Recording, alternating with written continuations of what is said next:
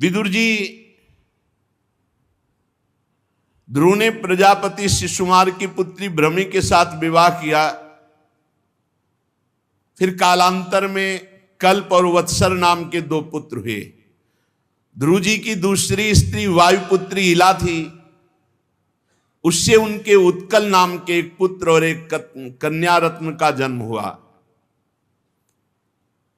उत्तम राजकुमार जो ध्रुव जी के भाई थे, सुरुचि के पुत्र, जिनके गोद में बैठे हुए देखकर ध्रुव जी बैठना चाहते थे पर बैठने नहीं दिया सुरुचि ने।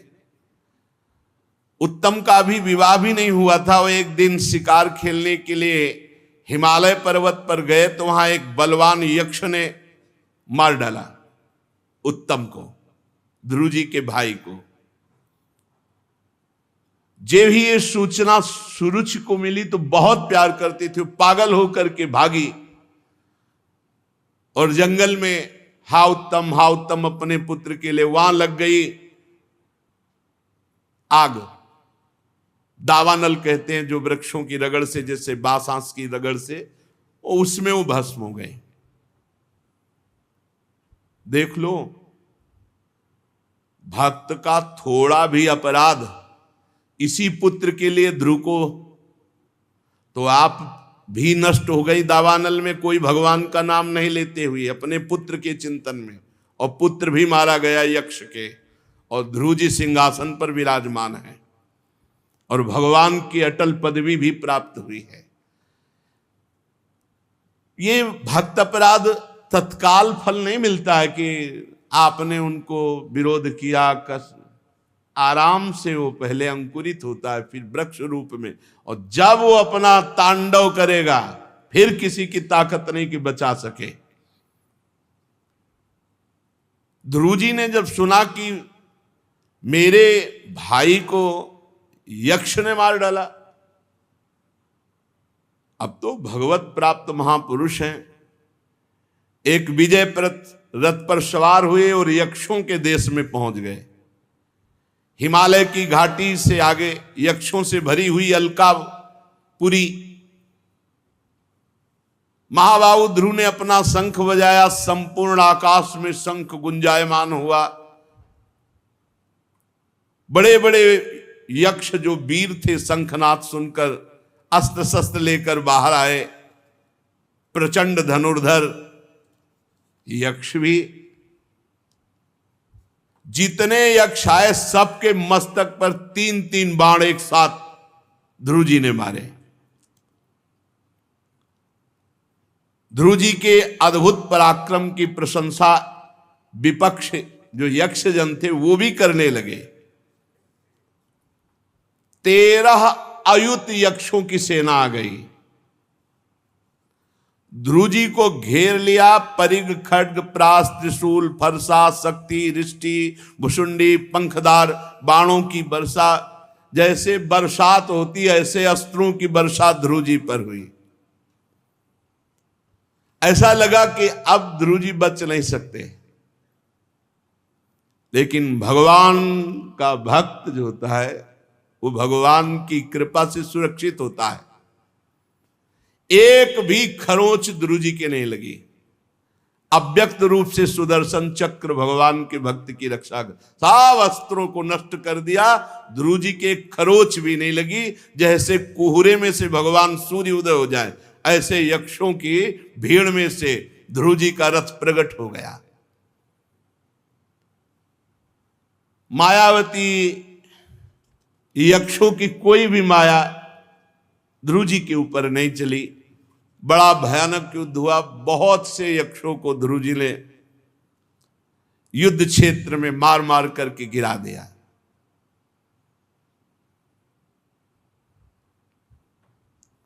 ध्रुव जी के पास नारायणास्त्र, ब्रह्मास्त्र ये सब थे, इसलिए यक्षों की एक ल चली। बार बार वो अपनी नवीन सेना लेकर आते, लेकिन ये विनाश कर देते।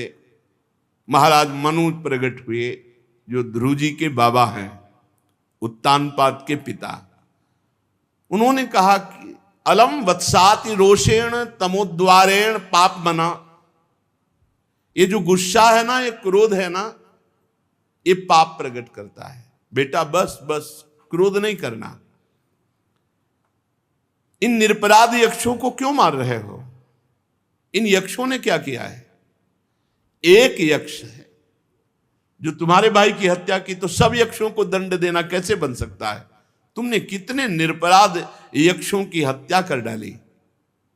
देखो देखो, साधु जन ऐसा नहीं करते।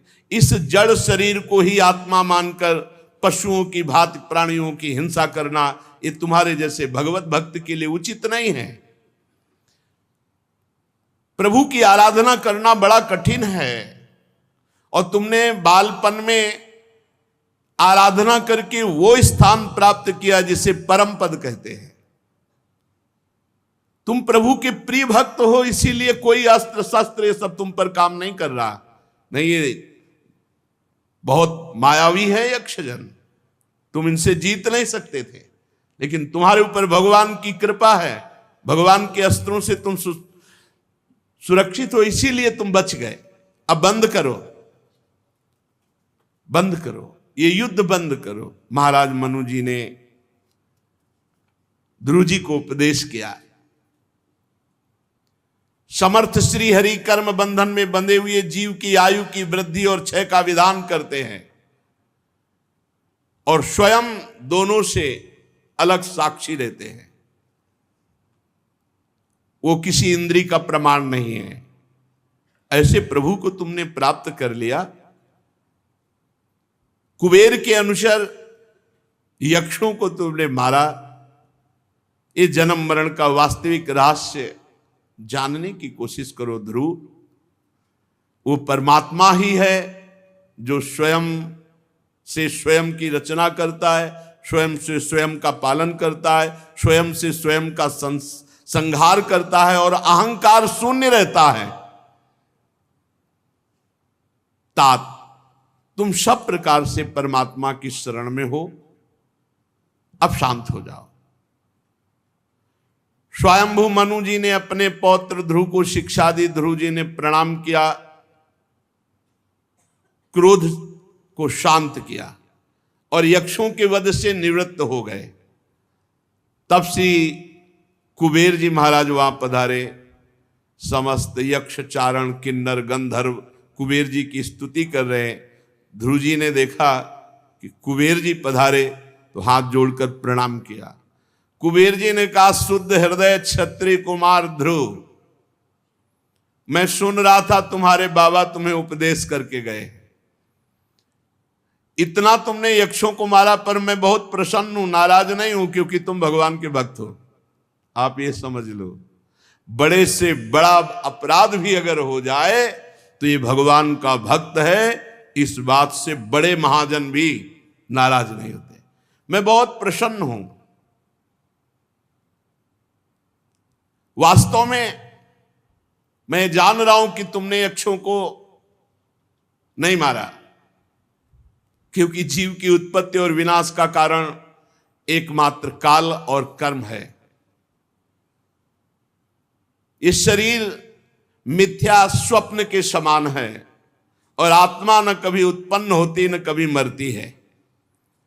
जो आत्मज्ञानी नहीं है वो शरीर संबंधियों की सुख दुख में फंसकर ऐसा सोचता है कि मैंने उसे मारा, या वो मेरे को मारा, या मेरे जनों को मारा। मैं आशीष देना चाहता हूं। यक्षों के मारने पर भी ध्रुव जी से क्या कह रहे? मैं आशीर्वाद देना चाहता हूं। क्यों? क्योंकि तुम भगवान के भक्त हो। अधोक्षज भगवान की तुमने भक्ति की, इसलिए तुम्हारा सर्वत्र मंगल हो और तुम्हारी जय हो।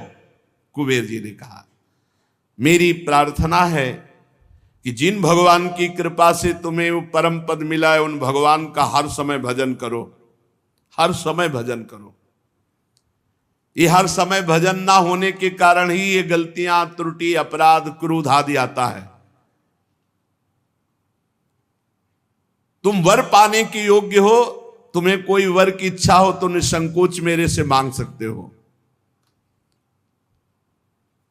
यक्षराज कुबेर ने जब ऐसा आदेश किया तो हाथ जोड़कर ध्रुव जी ने कहा, एक वर मांगने की इच्छा है कि मेरे को ये माया भगवान की स्मृति से अलग न कर पावे। अखंड स्मृति रहे। हरौ सब्रे अचलिताम स्मृतिम यया, अविचल भगवत स्मृति प्राप्त हो, ये मुझे वरदान दो कि भगवान की माया मुझे भगवान के स्मरण से ना हटा पावे। क्योंकि जिसको अखंड स्मृति प्राप्त हो जाती है वो भगवत प्राप्त हो जाता है। पकड़ो इस बात को, अखंड स्मृति, हर समय राधा राधा राधा। भगवान कुबेर बहुत प्रसन्न हुए और कहा जाओ तुम्हें आजीवन अखंड स्मृति प्राप्त हो। और देखते देखते ध्रुव जी के वो अंतर्धान हो गए। इसके बाद ध्रुव जी भी अपनी राजधानी को आ गए और निरंतर भगवान का भजन और बड़ी बड़ी दक्षिणा वाली यज्ञ, क्योंकि चक्रवर्ती सम्राट है। ध्रुव जी बड़े दीनवत्सल, धर्म मर्यादा के रक्षक और प्रजा को पिता के समान पालन करने वाले। 36,000 वर्ष तक स्वस्थ रहकर नवीन इंद्रियां अर्थात हर समय नया उत्साह, पृथ्वी का शासन 36,000 वर्ष तक। यह है भगवान से मांगने का फल। अटल पदवी और भूमंडल का राज्य मांगो तो प्रभु से मांगो, निहाल कर देंगे। धर्म अर्थ काम इसका संपादन करके अपने पुत्र उत्कल को राज सिंहासन पर बैठाया और सांप की आसक्ति एक क्षण में छोड़ दी और बद्रिकाश्रम चले गए। वहां पवित्र स्नान आदि के द्वारा शरीर को और इंद्रियों को, मन को, प्राणवायु को खींचकर पूर्वाभ्यास, ये बहुत पहले बढ़िया हमारी पद्धति थी सनातन धर्म की, कि पहले तपस्या वैराग ब्रह्मचर्य, फिर गृहस्थ में, फिर जो है गृहस्थ का कार्य, फिर तपस्या वैराग ब्रह्मचर्य भगवत प्राप्ति। पूर्वाभ्यास, मन को हटाया सब जगह से और भगवान में लगा दिया। फिर वही स्थिति, आनंद सुप्रवाह, भगवान ध्यान में, शरीर में रोमांच, और ये भाव भी चला गया कि मैं ध्रुव हूं। ये भाव भी गया, मैं ध्रुव हूं, ये भाव ही चला गया, स्मृति ही चली गई। बहुत सुंदर। ब्रह्म नहीं, माया नहीं, नहीं जीव नहीं काल, अपनी सुदिना रही, एक रहो नंदलाल। इतना हृदय द्रवीभूत भगवान के ध्यान में हो गया कि ध्रुव जी को ये स्मृति गई कि मैं ध्रुव जी हूं। जहां ये स्मृति गई तो देखा सामने एक दिव्य विमान, 10 दिशाएं ऐसे प्रकाशित हो गई मानो करोड़ों चंद्रमा एक साथ उदय हुए हो, ऐसा विमान। भगवान के 2 पार्षद गदा का सहारा लिए हुए खड़े हैं, 4 भुजाएं, सुंदर श्याम शरीर, किशोर अवस्था, अरुण कमल के समान नेत्र, सुंदर वस्त्र, किरीट, भुजबंद, मनोहर कुंडल धारण किए हुए ध्रुव जी आनंद से एकदम घबरा गए। विमान आया, भगवान के पार्षद आए और सोचा इस समय क्या पूजन कर सकते हैं, तो भगवान के नाम का कीर्तन करने लगे। भगवत पार्षदों को सुख देना है तो नाम का कीर्तन। जैसे कोई बोलता है राधा राधा, तो हृदय में से क्या दे दूं ऐसे, और उसको देखने की इच्छा होती है। भगवत पार्षद आए, क्या पूजन करूं, तो नाम कीर्तन करने लगे और हाथ जोड़ करके प्रणाम किया। ध्रुव जी का मन भगवान के चरणों में इतना तल्लीन था कि अश्रु प्रवाह हो रहे। सुनंद और नंद विमान से उतरे भगवत पार्षद और ध्रुव जी से कहा सावधान होकर हमारी बात सुनो। आपने 5 वर्ष की अवस्था में ही जो परम पद प्राप्त कर लिया था, निखिल जगन्यंता सारंग पाणी अखिल कोटि ब्रह्मांड नायक भगवान श्री हरि, तुम्हें वो पद दिए हैं, वहां ले जाने के लिए मैं आया हूं।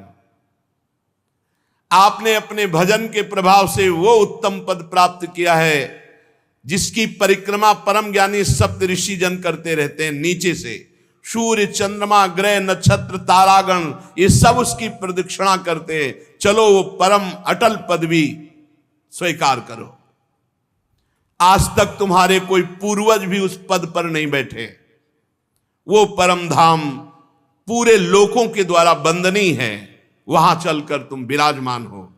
आयुष्मान, ये श्रेष्ठ विमान पुण्य श्लोक शिखामणि भगवान श्री हरि ने तुम्हारे लिए भेजा है।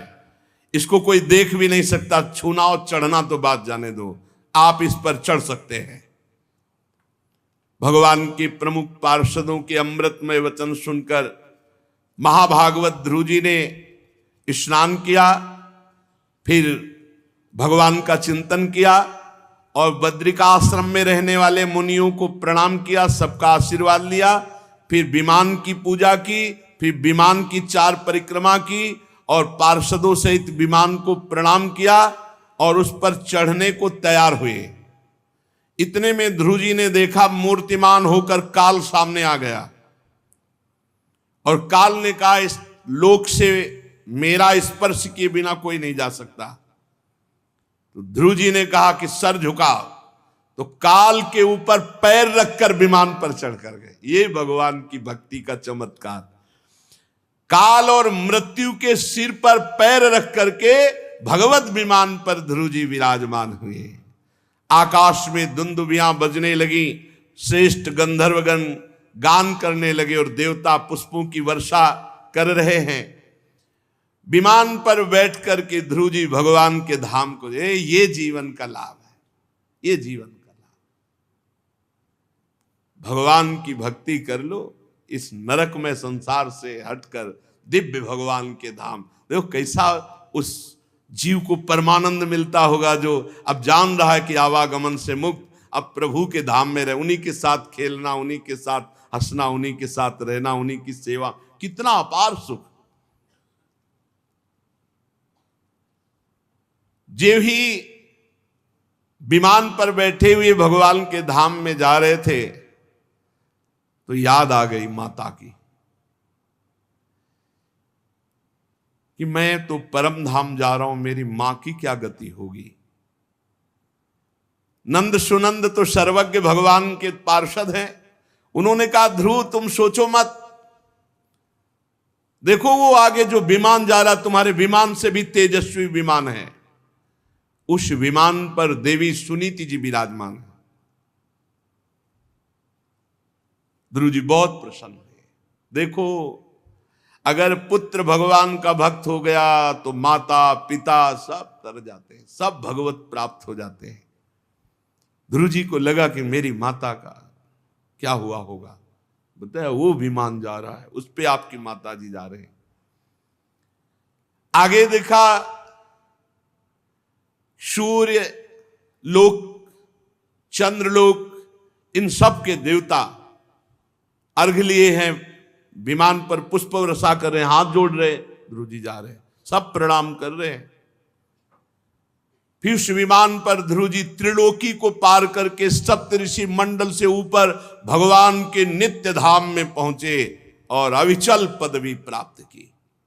ये दिव्य धाम अपने प्रकाश से प्रकाशित है, यहां सूर्य चंद्र का प्रवेश नहीं। तीनों लोकों के ऊपर वंदनीय है। जो दिन रात भजन करते हैं वही परम धाम को प्राप्त होते हैं। जो शांत हैं, समदर्शी हैं, शुद्ध हैं, प्राणियों को प्रसन्न रखते हैं, किसी से द्वेष नहीं करते, घृणा नहीं करते, ऐसे भक्तों को भगवान अपना परम पद देते हैं। जो शांत हैं, समदर्शी हैं, शुद्ध हैं, सबको प्रसन्न रखते हैं, किसी से द्वेष नहीं रखते, हर समय रात दिन भजन करते, वो भगवान के धाम को प्राप्त। अपने तो धाम आ गए हैं, अपने लोगों के लिए विमान थोड़ी आएगा। बस शरीर छोड़ो और श्री जी के पास पहुंचो, यही है, यही जिंदा रह रहे हैं, यही शरीर छूटने के बाद रहना है। यही अभी है कि हम माया युक्त नेत्र हैं तो प्रिया प्रीतम के दिव्य धाम को और दिव्य रूप को नहीं देख पा रहे। पर ये शरीर अगर यहीं छूटा और नाम जप करते हुए जैसे भी है कूड़ा करकट इन्हीं के हैं, तो धाम की प्राप्ति होगी, पक्की प्राप्ति होगी। उत्तानपाद के पुत्र ध्रुव जी तीनों लोकों के ऊपर निर्मल चूड़ामणि के समान आज भी विराजमान है। ज्योतिष चक्र, सप्तऋषि, ये सब बड़े बड़े देवता नमस्कार करते हैं, परिक्रमा करते हैं। गुरुदेव देवर्षि नारद जी हैं ध्रुव जी के, उन्होंने प्रचेताओं की यज्ञशाला में बीणा बजाकर 3 श्लोक गाए थे कि इसमें संदेह नहीं, पति परायणा सुनीति के पुत्र ध्रुव ने तपस्या भजन के द्वारा जो गति पाई वो बड़े बड़े मुनियों के लिए भी दुर्लभ है। फिर राजाओं की तो बात ही क्या। अहो 5 वर्ष की अवस्था में अजय प्रभु को जीत लिया, अजित प्रभु को जीत लिया। ये भक्तों का अद्भुत भाव। 5-6 वर्ष की अवस्था में भगवत प्राप्ति बहुत कठिन, फिर परम पद, ये किसी के लिए संभव नहीं। गुरु जी अपने शिष्य की महिमा का गान कर रहे हैं। विदुर जी, तुमने मुझसे उदार कीर्ति ध्रुव जी के चरित्र के विषय में पूछा था, सो मैंने तुम्हें सुनाया। जो ध्रुव जी के इस पावन चरित्र को सुनेगा, अगर वो धन चाहेगा तो धन का विधान बन जाएगा, यश चाहेगा तो यश का विधान, आयु वृद्धि चाहेगा तो आयु वृद्धि, अगर ये सब कुछ ना चाहे, स्वर्ग चाहे तो स्वर्ग मिलेगा, और अगर इसकी भी चाह ना करे तो भगवत भक्ति जो सर्व पाप नाश करके भगवान की प्राप्ति कराती है। जो भगवत भक्त ध्रुव जी के पावन चरित्र को बार बार सुनेगा वो भगवान के परम धाम का वासी बनेगा।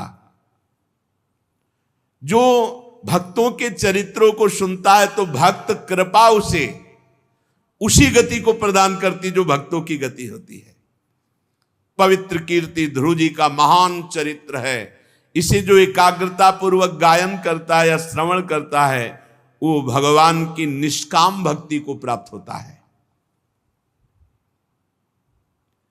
यदि ये पूर्णिमा के दिन, अमावस्या के दिन, द्वादशी, श्रवण नक्षत्र, तिथि क्षय, व्यतिपात, संक्रांति, रविवार, इनको श्रद्धा पूर्वक गाए या सुने, अनुष्ठान करे तो बहुत जल्दी लाभ प्राप्त हो जाएगा, अर्थात निष्काम भक्ति, प्रेम भक्ति।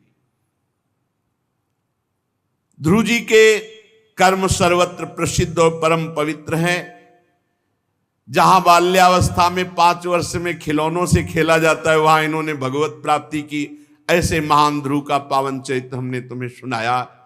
सूत जी कहते, शौनक जी, श्री मैत्रेय मुनि के मुख से ध्रुव जी के विष्णु पद आरूढ़ होने का वृत्तांत सुनकर विदुर जी के हृदय में भगवान की भक्ति का उद्रेक हो आया। भगवान की भक्ति बहुत करुणामयी है, बहुत करुणामयी। ये नीच से नीच को भी परम पद प्रदान कर रहे हैं, मान लीजिए। इसीलिए बड़े बड़े ज्ञानी विज्ञानी महापुरुष जन भी भगवान की लीला कथा गायन, भगवान का नाम जब भगवान का नाम कीर्तन करते रहते हैं, बोध होने पर भी। बस एक बात जो गोस्वामी जी कह रहे हैं, हों सब विधि राम रावरो, चाहत भयो चेरो। सब विधि मैं आपका दास हूं, सब विधि से। ये बहुत खास बात है, अंदर से भगवान का दासत्व स्वीकार कर लेना, अंदर से भगवान का दास। देखो, आप थोड़े से अनुमान लगाना, पुत्र कितना भी दुष्ट हो, माता पिता हर स्थिति में उसको बचाने की कोशिश करेंगे, उसको सुखी करने की कोशिश करेंगे। तो जितना माता पिता में वात्सल्य है वो हमारे भगवान की, पूरे त्रिभुवन में जितने माता पिता का वात्सल्य है हमारे भगवान के एक अंश से है। भगवान वात्सल्य समुद्र हैं। प्रियाजू दासी वत्सला कर ही राधा। सोचो वो कितने वात्सल्य में होंगे। कितना भी निकृष्ट बालक हो, अपराध बन गया तो जब माता पिता के पास ये बात पहुंचती है कि अपराध हो गया, वो तन से, मन से, धन से, हर प्रयास से चाहता है मेरा बच्चा बच जाए। क्यों? वात्सल्य है। और समस्त जगत के मत, एक हमने दृश्य देखा कि एक कोबरा कुत्ता के जो बच्चे होते हैं, पिल्ला, उनको वो काटने जा रहा है, तो जो कुतिया है उसकी मां है, अरे पूछो मत, बार बार वो फण मार रहा है उसके ऊपर, वो उसके जहर से व्याकुल भी हो रही, लेकिन उसको नहीं जाने दे रही। वात्सल्य उस पशु में इतना है कि अपने बच्चों के पास सांप को नहीं जाने दे रही। यद्यपि सांप उसे डस रहा है, वो मर जाएगी, कई बार डसा है, अपने मरने की परवाह नहीं, अपने बच्चों को बचा रही। पशु पक्षियों में भी वात्सल्य है। ऐसे वात्सल्य समुद्र प्रभु की जो भक्ति करता है, दासता स्वीकार करता है, उसका अहित कैसे हो सकता है? कैसे अमंगल हो सकता? अहेतुकी का मतलब समझते हो? जो हेतु रहित है, हेतु रहित, कोई हेतु नहीं, ऐसे कृपा करने वाले अहेतुकी कृपालु प्रभु। हो सब विधि राम, रावरो चाहत भयो चेरो, ठोर ठोर साहिबी होत है, ख्याल काल कलि केरो, रावरो चाहत भयो चेरो। हे हरि, बस मेरी एक इच्छा है कि मैं सब प्रकार से आपका दास हो जाऊं, कहलाऊं। ये भगवत दास है, ये हरिदास है। अंदर से हमारे भाई एक चाहत है कि मैं आपका दास बन जाऊं। पर ये यहां तो जगह जगह साहिबी हो रही है। ये दास कहां बनने के लिए तैयार है? ये मेरा, ये मेरा, ये मेरा, ये मेरा। मन इंद्रियां ये सब मालिक बन बैठे महाराज हमारे, और ये कलिकाल इनको बड़ा सहयोग दे रहा है। कैसे? अंदर तो हमारे है कि मैं आपका दास हूं। बहुत सुंदर बात कह रहे हैं गोस्वामी। अंदर हमारे कि हे हरि मैं आपका दास हूं, लेकिन ये दास नहीं होने दे रहे, ये मालिक बना रहे हैं। इंद्रियां मन हमको अधीन किए हुए हैं, कलिकाल सहयोग दिए हुए हैं, तो हमारा घर, हमारा खेत, हमारा मकान, हमारा पत्नी, हमारा पुत्र, हमारा, हम सबके मालिक बन बैठे, दास नहीं बन पा रहे। दास का कैसा भाव होता है? नाथ सकल संपदा तुम्हारी, मैं सेवक समेत सुत नारी। हे नाथ, काल करम इंद्री विषय गाहक गन घेरो, हो न कबूलत बांध के मोल करत करेरो, बंदी छोर तेरो नाम है, बिरुदई तु बड़ेरो, मैं कहूं तब छल प्रीति के मांगे उर्डेरो। नाथ, काल कर्म और इंद्रियां इन्होंने खरीद लिया है मुझे। हम तो दास बनना चाहते हैं, लेकिन इंद्रियों ने भोगों की तरफ मुझे घसीट दिया। समय और जो हमारे पूर्व के कर्म, ये हमको घसीट रहे हैं। वैसे तो मैं आपका दास अंदर से कहता हूं और होना चाहता हूं, पर ये होने नहीं दे रहे। इंद्री, मन, काल, कर्म, मैं इनके हाथ बिक गया हूं, पर कहलाना चाहता हूं आपका दास। एक कितनी बढ़िया बात, बिल्कुल वैसी ही बात है जैसी हमारी है हृदय में। आपका अनन्य दास कहलाना चाहता हूं, पर प्रभु क्या करूं? इन इंद्रिय और मन की गुलामी हो गई। कलयुग ने इनको और सहयोग दे दिया। काल कर्म गुण स्वभाव ये और सहयोगी हो गए। नाथ, मैं बिकना नहीं चाहता, मैं आपका दास होना चाहता हूं। तब भी मुझे बांध बांध करके मुझ पर ऐसा प्रभाव डाले हुए कि मैं बिक रहा हूं इंद्री मन की गुलामी में। ये लालच दिखाते हैं भोगों का प्रभु और मुझे फंसा लेते हैं। मैं आपका होना चाहता हूं, पर हो नहीं पा रहा हूं। कलयुग का सहयोग, इंद्रिय मन की गुलामी और ये काल कर्म स्वभाव गुण का घेरा। वैसे प्रभु बंदी छोर तेरो नाम है बिरुदयित बड़ेरो। सुना है कि आपका नाम जब करे तो सब बंधनों से मुक्त हो जाएगा। और आपका भी बाना सुना है कि जो आपकी शरण में आ जाए उसे बंधन मुक्त कर देते हो। पर प्रभु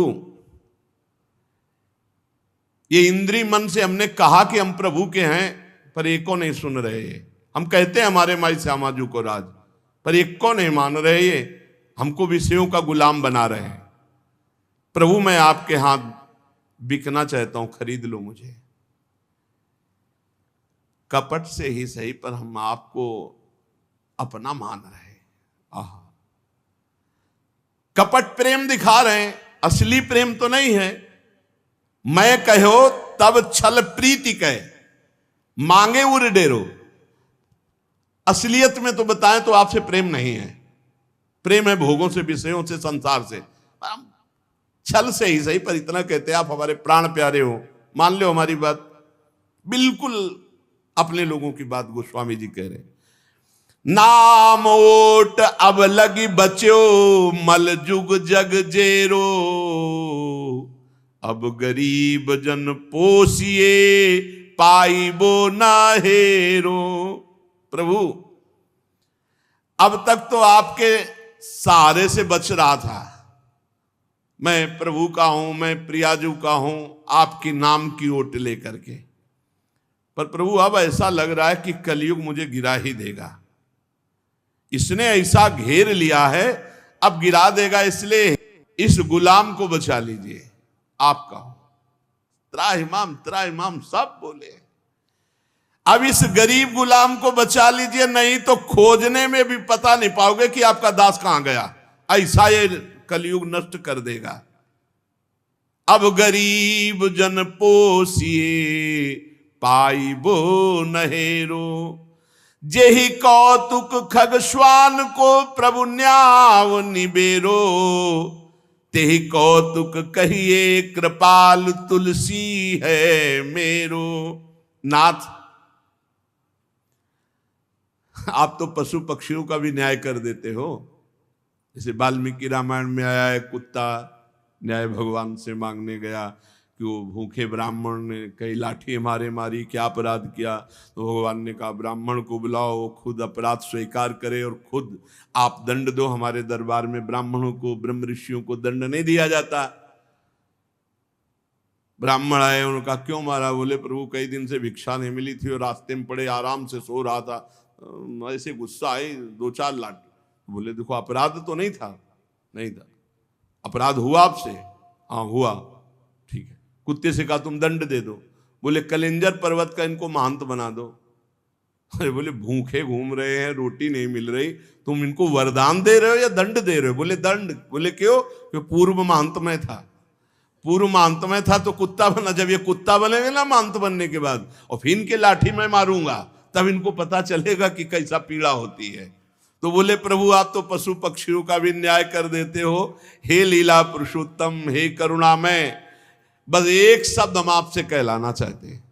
कह दो कि ये तुलसी मेरा है। बस ये बात है। पूरे जीवन की साधना भजन की क्या बात है? ये तुलसी मेरा है। नाथ मैं तो हृदय से चाहता हूं कि आपका दास बन जाऊं। कितना सुख है जब विमान पर ध्रुव जी जा रहे हैं। उस दिन की याद करो जिस दिन तुम्हारा शरीर छूटेगा, कोई तुम्हारे साथ नहीं, न रुपया, न पैसा, न घर का सदस्य, न मित्र, न ये देश, न ये शरीर। उस समय तुम्हारे पास नाम काम करेगा, जो भगवान का दासत्व है, भगवान का नाम है। इसलिए बहुत सावधानी से चलो। हम सब प्रभु के इसी जन्म में साक्षात्कार करने के लिए ये हमें सौभाग्य मिला है। चूको मत, इधर उधर मत भटको, मन को मार लो, शांत हो जाओ। ना बने तो संत सदगुरुदेव से अपनी बात कहो, छल कपट मत करो और आगे निकल चलो। यहां कोई साथी नहीं, कोई तुम्हारा साथी नहीं। मान लो हमारी बात, साथी हैं तो प्रियालाल हैं, गुरु हैं, कोई और साथी नहीं है। अपनी मन की देखो, कपट करना, छल करना, मनमानी आचरण करना, ये सब हमारे जन्म जन्म के स्वभाव रहे। अब इनको मिटाने के लिए तो हमें सत्संग मिला है, मिटाने के लिए तो हमें अवसर मिला है। तो हम अपने मन के दोषों के पक्ष में ना होकर हम विपक्ष में खड़े हों। हम क्या करते हैं कि हम हरि गुरु के पक्ष से हटकर अपने दोषों के पक्ष में हो जाते हैं, तो हमारी हानि हो जाती है। नहीं, ये अंदर का कूड़ा करकट है। जैसे डॉक्टर के पास हम बताते हैं यहाँ दर्द हो रहा, यहाँ दर्द हो रहा, एक एक बात बताते हैं, वो हमको दवा देते हैं, वो हमें उपाय बताते हैं, हम रोग रहित होते हैं। ऐसे ही भगवान, संत, सदगुरुदेव, तो हम क्या करें, प्रभु के श्री विग्रह के सामने बैठकर उनसे बात करें, अपने गुरुदेव से बैठकर बात करें। नहीं है तो अव्यक्त रूप से प्रभु से प्रार्थना करें। पक्का उन्हीं की कृपा से 100 बार प्रार्थना नहीं सुनेंगे, 1000 बार हम करेंगे, हमारा जीवन इसी प्रार्थना में जाएगा। एक बार कभी सुन लेंगे तो हम निहाल हो जाएंगे। खूब नाम जप करो, अच्छे आचरण से चलो, उत्साहहीन कभी ना हो। हर परिस्थिति में हमें भगवत प्राप्ति करनी है, किसी की और साथी की जरूरत नहीं है। हमारी बात समझो। और हरि गुरु से रूठ गए तो फिर कोई साथ देने वाला नहीं। हाँ, बिल्कुल ये पक्की बात समझो। हरि रूठे गुरु ठौर है, गुरु रूठे हरि नाय, गुरु रूठे हरि नाय। इसलिए बहुत सावधान होकर के, भगवान की बहुत कृपा है, आप समझो बहुत कृपा है। जितनी कृपा का हम उनकी आदर करेंगे उतने ही हम उत्तम विचार और उत्तम आचरण वाले बनते जाएं। हम लोग पता नहीं कैसे स्वभाव के हैं कि कहाँ नीचे गिर जाते हैं, हम कहाँ जाना है और कहाँ की तरफ कदम बढ़ा देते हैं। इसलिए सावधान रहिए, खूब नाम जप करो। नाम जप, जितना नाम जप करोगे